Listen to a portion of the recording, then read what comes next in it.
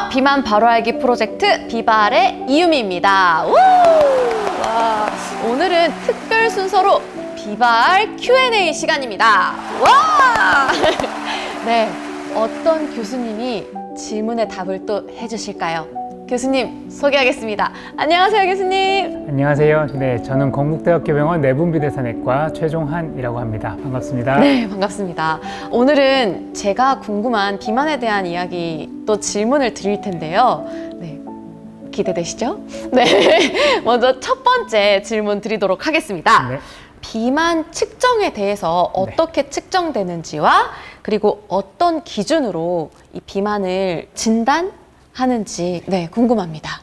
우리가 사실은 대부분 그냥 체중만 재시죠. 체중만 재고 내 체중이 그래서 이제 주변 분들하고 비교를 했을 때 어떤지, 그다음에 옛날에 비해서 어떤지 이런 것만 자꾸 생각을 하시는데 좀 객관적인 지표가 필요하겠습니다. 그래서 우리가 대부분 다 잘 알고 계신 분들도 많을 텐데 체질량 지수라는 게 가장 널리 사용되는 비만 관련된 지표이고요. 체질량 지수를 계산하는 방법은 본인 체중에 본인 키를 미터로 했을 때 그거를 미터를 2번 나누면 그게 바로 체질량 지수라는 게 되고요. 이 체질량 지수가 23이 넘어가면 우리가 과체중, 25가 넘어가면 비만이라고 일반적으로 얘기를 합니다. 이렇게 체중에 의존적으로 나타나는 체질량 지수 외에도 내가 체중은 정상이지만 팔다리는 가늘고 배만 좀 나와서 오히려 겉으로 봤을 때는 마른 것 같은데 저분은 당뇨도 있고 여러 대사질환들을 가지신 분들도 있거든요. 그래서 본인이 이 정상 체질량 지수라고 하더라도 허리 둘레가 되게 남자 기준으로는 90cm, 여자 기준으로는 85cm가 넘어가면 복부 비만이라고 우리가 보통 얘기를 하고요.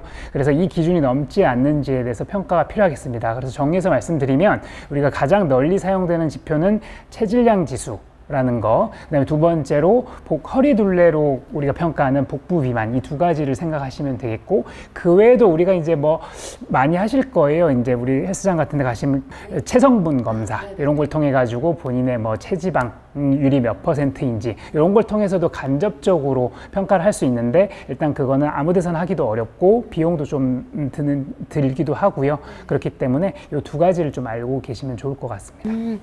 그 체성분 검사가 인바디 체크하는 거 그거랑 똑같은? 네, 인바디를 말하는 건데 이제 인바디는 이게 사실은 회사 이름입니다. 회사 이름이어가지고 제가 또 얘기를 안 한 거고요.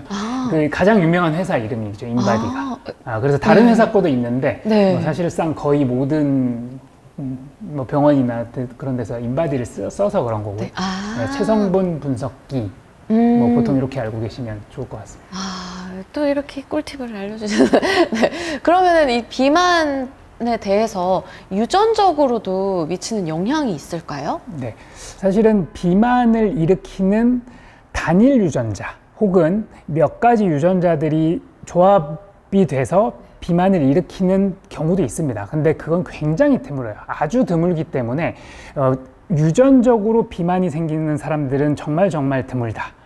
근데 우리가 비만을 자꾸 유전이다, 어떤 질환이 특히 대사질환 같은 거를 유전이라고 하면은 그렇잖아요. 우리가 내가 비만인데 내가 비만이 유전이에요. 그러면 우리 부모님의 잘못인 것 같고 자꾸 그렇게 되니까 그런 것들에 대해서 자꾸 일종의 낙인처럼 돼버린 것 같아서 저는 그런 말은 좀 안 쓰셨으면 합니다. 사실은 대부분 가족들이 근데 이제 부모님이라든지 뭐 형제들이 비만인 경우 그 가족들이 같이 비만인 경우가 많은데 그 경우는 유전적인 거라기보다는 되게 생활 습관이라든지 먹는 거, 운동 이런 것들을 비슷하게 공유를 하잖아요, 어려서부터. 그래서 그런 데서 오는 부분이 조금 더 클 것 같고, 실제 우리가 유전자와 관련된 정말 그 유전과 관련된 부분들은 그렇게 크지 않아서 우리가 거기에 너무 유전적인 거에 너무 집중해가지고 뭐 비만, 그러니까 체중 감량하는 데 있어서 나는 유전적으로 비만이야, 그래서 나는 뭐 해도 안 돼, 이렇게 생각하지 마시고